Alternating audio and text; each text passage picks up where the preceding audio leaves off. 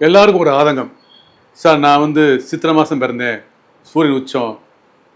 நான் ஆவணி மாதம் பிறந்தேன், சூரியன் ஆட்சி. எனக்கு மேச லக்னம் 10ல் சூரியன், ரிஷப லக்னம் கும்பத்தில் 10ஆம் இடத்துல சூரியன், கன்னி ராசி கன்னி லக்னம் 10ல் வந்து சூரியன். ஆனால் அரசு வேலை கிடைக்கவில்லை, அரசாங்க வேலை கிடைக்கவில்லை. ஏன் சார்?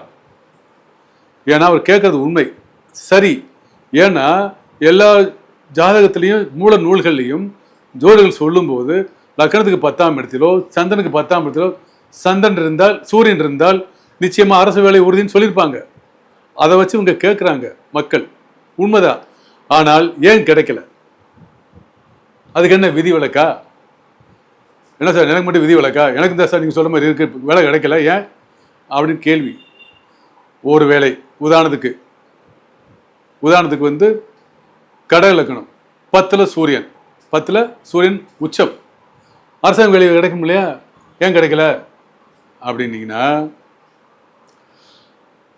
சூரியனுக்கு 2ஆம் இடத்தில் ராகு இருந்தாலும், நல்லா கவனமாக கேட்டுங்க, சூரியனுக்கு 2ஆம் இடத்தில் ராகு இருந்தாலும், 10ஆம் இடத்தில் சூரியன் 2ல் ராகு இருந்தாலும், 12ஆம் இடத்தில் ஒரு நீச கிரகம் இருந்தாலும் அவருக்கு நிச்சயமா அவருக்கு அரசாங்க வேலை கிடைக்காது.